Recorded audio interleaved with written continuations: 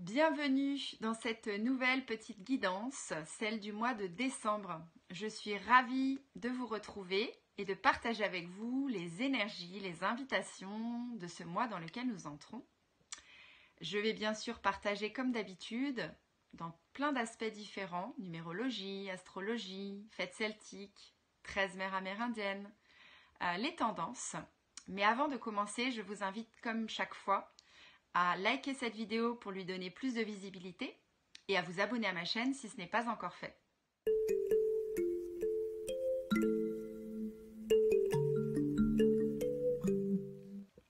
Alors nous entrons dans un mois universel 1. En effet, décembre c'est le mois 12, 1 et 2 font 3. Et 2023 c'est une énergie universelle 7, donc 7 et 3, 10 qui font 1. C'est donc une énergie de redémarrage, une énergie de commencement ou de recommencement et d'avancement dans laquelle nous allons entrer dans ce mois de décembre. Dans une année universelle qui était une année 7, qui s'achève puisque c'est le dernier mois de l'année, soit une année qui était faite de remise en question, de réflexion, de prise de recul, de méditation, d'introspection aussi, pour aller à la recherche de notre intuition, pour être vraiment centré sur qu'est-ce qui a du sens dans notre existence. Donc, ce mois universel 1, dans cette fin d'année 7, va nous donner des tendances un peu combatives, du dynamisme, pour aller vers nos objectifs. Cette énergie va valoriser, va mettre en avant notre façon très personnelle, individuelle, de faire notre unicité, ce qui nous correspond vraiment et pas celle qui correspond à d'autres personnes en imitation ou en suivant simplement leurs aspirations. Nous serons également dans de la créativité. Dans ce renouveau, on peut tout imaginer, donc notre imagination sera bien mise en avant. On pourra faire preuve d'audace aussi et donc de confiance en soi pour oser se lancer, partir vers de nouvelles aventures, vers de nouveaux projets dans cette année, dans ce mois 1, pardon. Nous serons aussi poussés à être enthousiastes, novatrices, peut-être même pionnière dans certains domaines. C'est vraiment le mois pour oser des choses nouvelles. On peut aussi aller nous focaliser un peu plus sur les objectifs importants pour nous. Et alors, on pourra aller vers la réussite pour entreprendre. C'est également le moment d'oser pleinement, être ambitieuse, de ne pas se limiter, puisqu'on peut imaginer tout ce qu'on a envie de mettre en œuvre de nouveau, on peut y aller. Et donc on peut suivre notre instinct pour faire nos prises de décision. Au niveau, si on regarde plus au niveau des fêtes celtiques cette fois-ci, les fêtes païennes, qui peuvent nous inspirer également chaque mois, au mois de décembre, le 21, autour du 21, parce que c'était souvent sur plusieurs jours que ça s'étalait, il y a la fête de Yule qui est célébrée. C'est la fête du solstice d'hiver. C'est le moment de l'année où le soleil est le plus éloigné de l'équateur. Et c'est également la période, ou même le jour, le 21 décembre précisément, le plus sombre. Le jour où la nuit va être la plus longue et la journée la plus courte. Et après ça, à partir du 22, les jours vont commencer tout doucement à rallonger petit à petit. Donc, à nouveau, à partir de cette date, on a une question, une histoire de lumière qui revient. Il est question de fin et de renouveau. Comme on a pu le dire dans le conte de Yule, que je repartage chaque année. Je le repartagerai certainement sur mes réseaux cette année également parce que je le trouve magnifique. Donc dans ce conte de Yule, on a l'ancien roi soleil qui se meurt. Du coup, c'est la pénombre. Et un nouveau roi, un nouveau bébé roi soleil qui naît, comme un espoir de renouveau. On a à nouveau un point commun avec le 1 de la numérologie, avec cette histoire de renouveau, de renaissance. Le temps de l'hiver, à cette période où les fêtes celtiques étaient célébrées, était vraiment vécu comme un temps de régénération, un temps de calme et de repos. Alors qu'à l'heure d'aujourd'hui, on essaie de continuer notre vie comme si de rien n'était. À l'époque, vraiment, l'hiver, c'était ce moment de retour à soi, de repos par rapport à toute la saison des moissons où on s'était beaucoup activé. Alors, lors de la célébration de Yule, on éteignait tous les feux cette nuit-là, dans les foyers, dans les cheminées, toutes les bougies. Et dehors, quand on faisait la célébration, on allumait un grand feu.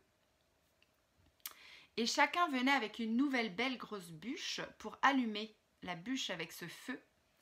Et on allait, avec ce nouveau feu, chez soi pour rallumer son foyer et toutes les lumières du foyer.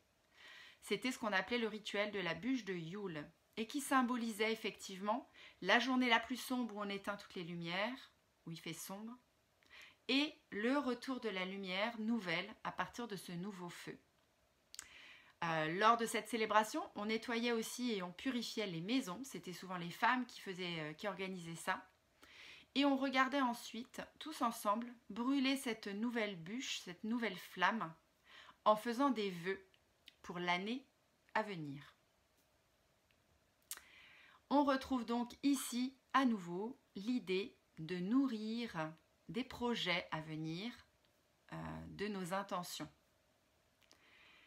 Si on va maintenant du côté de l'astrologie, nous serons dans l'énergie de Mars en Sagittaire. Cette énergie qui va nous donner de l'enthousiasme, de l'optimisme, un petit élan d'aventurier pour oser se lancer. Tout va devenir beaucoup plus excitant, beaucoup plus joyeux et donc ça va nous mettre dans la bonne énergie pour préparer les fêtes de fin d'année. Pour aussi également pour se faire plaisir lors de ces fêtes. Puis la période qui va suivre, on va alors avoir Vénus qui va entrer en Scorpion. Alors ça va être une période où nos émotions vont être assez intenses et pourront alors être bien en circulation, nous traverser et ça sera à nous de les accueillir. Enfin, du 14 décembre au 2 janvier, notre copain Mercure va de nouveau rétrograder. On sait maintenant qu'à chaque fois qu'il y a une petite rétrogradation de Mercure, il est moins question d'action, il est plus question de se poser, de réfléchir tranquillement, de laisser aller tout ce dont on n'a plus besoin à cette période-là pour pouvoir accueillir la période qui suivra, après le 2 janvier, un nouveau cycle.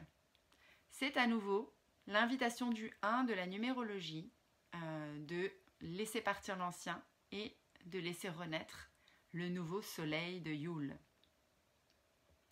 Enfin, du côté de nos 13 mères originelles, la 12e mère, on la nomme celle qui glorifie. Alors celle qui glorifie, elle nous invite à rendre grâce. On rend grâce pour tout ce dont on est déjà content, pour créer de l'espace dans notre vie, pour pouvoir recevoir l'abondance.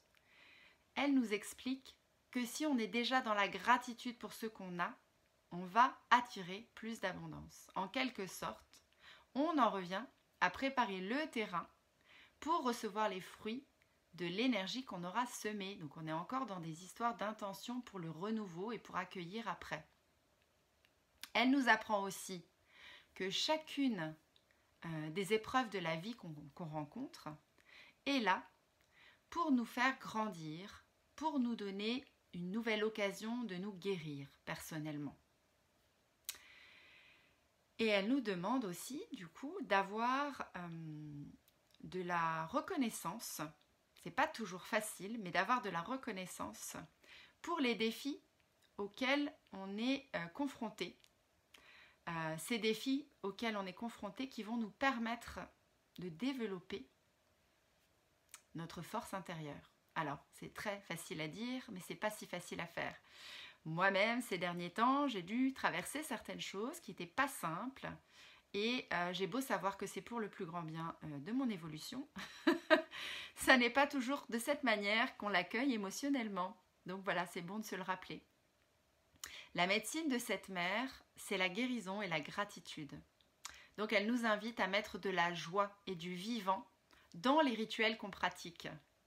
Parce que si on les fait comme ça, machinalement, parce qu'on nous a dit de faire comme ci ou comme ça, sans énergie de vie, sans joie, alors ils n'auront pas l'effet escompté, ils ne seront pas efficaces parce qu'ils seront vides de sens.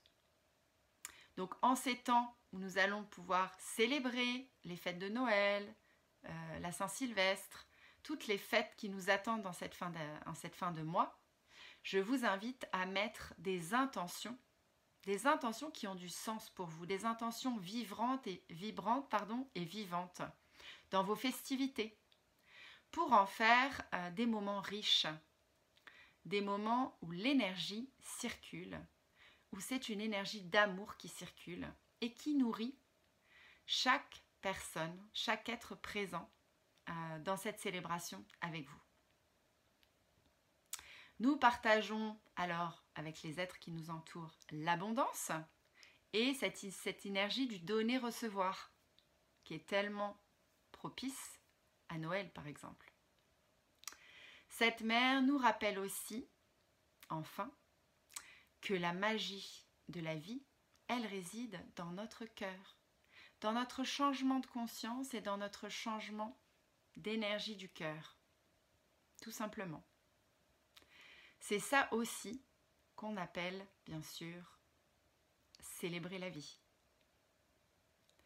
Parce que ce sont tout simplement les pensées que nous avons, qui parfois sont négatives, qui par magnétisme vont attirer les leçons de vie qui sont les plus difficiles pour nous.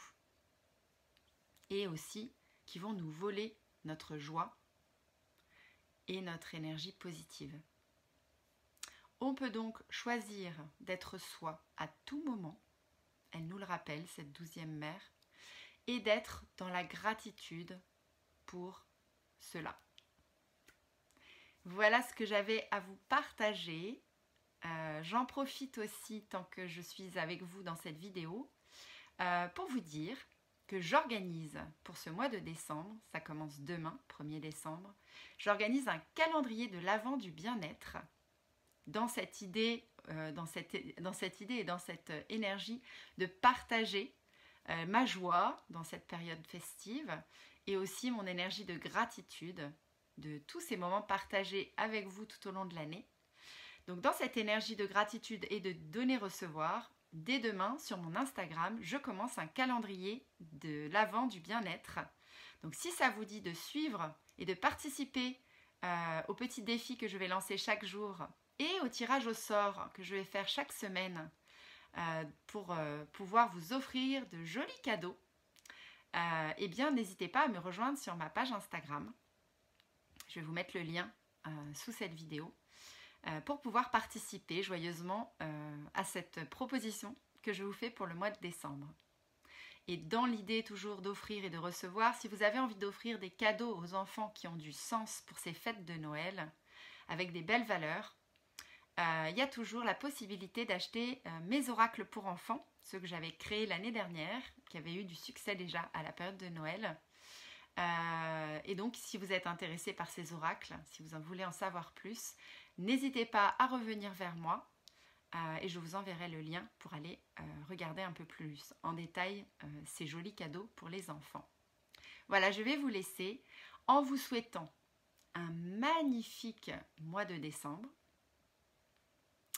que vous puissiez, durant ce mois qui commence demain, vivre un recommencement et que ça se fasse, bien sûr, dans un élan d'enthousiasme, un élan de gratitude, afin que tous les projets que vous avez en tête, qui vous animent, qui vous tiennent à cœur, que tous ces projets puissent émerger dans la fluidité. Et je vous dis au mois prochain pour la prochaine guidance.